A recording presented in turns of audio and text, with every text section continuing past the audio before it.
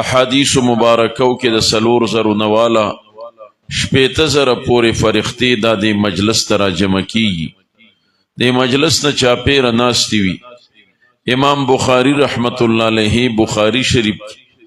مستقل باب قائم کړي باب نزول السکینة والملائکة عند قراءة القرآن چې د قرآن تلاوت کمزې کیږي د قرآن ختم کیږي اغازه باندې د رب د طرف نه خصوصي اطمینان او سکینه نازلیږي او د خیر فرښتې دارا نازلیږي حضرت اسید ابن حزیر رضی الله عنه د اوس قبیله سردارانو کې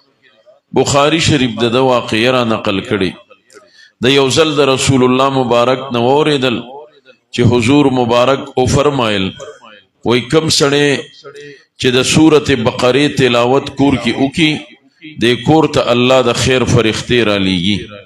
او شرونه او مصائب تن الله تبارک وتعالى دفقای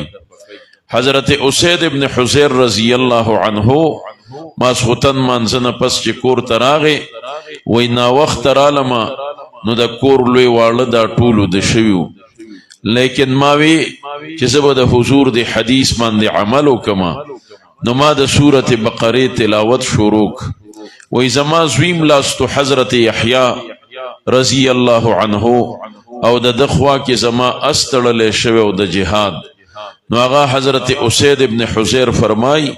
وای کلما قرأت چې کله به ما د قرآن تلاوت شروع ک پزورا لجالت الفرس نو دا اسبتاوید ما به د قرآن تلاوت بیا په مزک فسکنت نو دا په د اسب ادرید د بیا حرکت نکو بیا به می تلاوت شروع ک نو بیا به د تاوید ما چې به आवाज بیا په مزک دی به بیا ادرید بیا زه او یریدم چې یحیی باندې زما دی زوی باندې دا اسخ کې ندی نو ما د قرآن دا تلاوت بس که بار روتم میں سہن کے با تلاوت کم چې د کور سہن تا روتم ناشنا کیفیتو زما د کور تا اوریز راخکت شوی وا مثل الظلہ ویدا سیولک د کوٹے دا چت یا د برنڈے دا چت دا سی دا اوریز زما کور تا راخکت شوی وا پیہا امثال المصابیح دی اوریز کے دنن رناگانے وی ز او یریدم ما د قرآن تلاوت بس که سم لاستم ادشم سحر چرا پاسی دما مسجد نبوی تا جمع لرالم مانزن رستم رسول اللہ مبارک تا دا واقعہ بیان کرا میں حضرت بیگا دا سی واقعہ وا ماستاسو حدیث باندې عملو کا دا قرآن تلاوت میں کور کے شروع کا دا استاوی دا او بیا چې بهر روتم نو اوریز می کور تر اخکت شوی وا دیکی رناگانی وی وی ما تا رسول اللہ او فرمایل دریزل چې اقرأ یا اسید اقرأ یا اسید اقرأ یا اسید اسید ابن حزیرہ آئندہ کستا کور کی دا سی کیفیتو نو بیا دا قرآن دا تلاوت مبند و دا کوا میں حضرت دا اوریز راخکت شوی وز او یریدم وی رسول اللہ ما توی چی دا اوریز نوا تلک الملائکتو دنت لصوتکا دا خو فرښتې وی ستا د آواز د تلاوت اوریدو د پاره تعالی خوال راغلی وی ولو قرأت کتا د قرآن دا تلاوت جاری ساتلې وی لاصبحت ينظر الناس الیها تا بدا سی حال کې سبا کړي وی چې ستا د کور لوی وړو به سحر پرنا کې د الله دا فرښتې لیدلې وی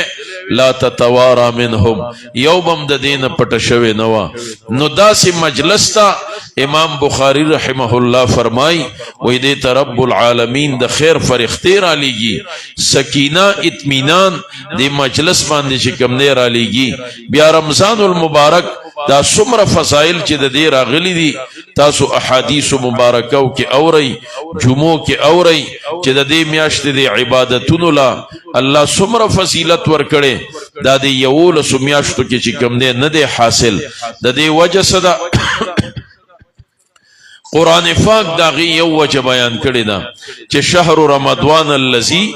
انزل فیه القرآن الله وی دا څومره فضائل چې د دې میاشتې دي د دې صرف یو وجه دا چې دا د قرآن پاک د نزول میاشتا دی کې الله دا قرآن د لوح محفوظ نه د دنیا آسمان تا د اخیرنی عشره کې یو شپه کې را لېږلی دی